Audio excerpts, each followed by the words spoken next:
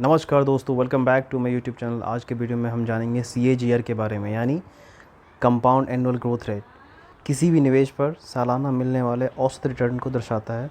इसका मतलब है कि अगर आपने किसी चीज़ में निवेश किया है तो CAGR आपको बताएगा कि हर साल उस निवेश पर औसतन कितना बढ़ोतरी हुई है। CAGR की गणना कैसे करें? CAGR निकालने का फार्मूला काफ़ी आसान है, लेकिन ये ध्यान रखें कि ये फार्मूला सिर्फ उन निवेशों पर लागू होता है जहां आपने शुरुआत में एक मुश्त राशि लगाई थी। अगर आपने SIP या किसी और तरीके से निवेश किया है तो ये फार्मूला थोड़ा अलग होगा।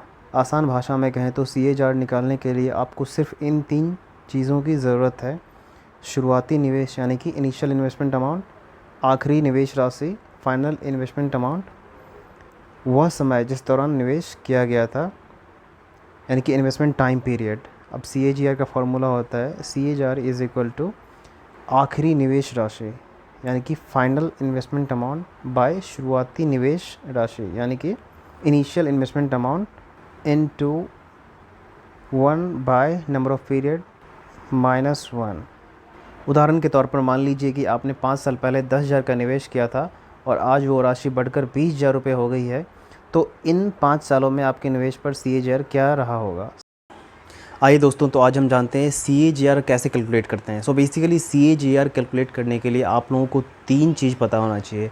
पहला इनिशियल इन्वेस्टमेंट, दूसरा फाइनल वैल्यू, तीसरा ड्यूरेशन ऑफ इन्वेस्टमेंट। मान लीजिए 5 साल पहले आपने 5,000 रुपये किसी म्यूचुअल फंड या स्टॉक में इन्वेस्ट किया है। उसका फाइनल वैल्यू आज की डेट में 25,000 है, 25,000 है, और ड्यूरेशन ऑफ इन्वेस्टमेंट जो है 5 ईयर्स, तो इसका CAGR होगा 37.97%। बेसिकली CAGR कैलकुलेट करने के लिए हमें 3 चीज़ों का पता होना ज़रूरी है, which is initial investment, final value and duration of investment. I hope you like it.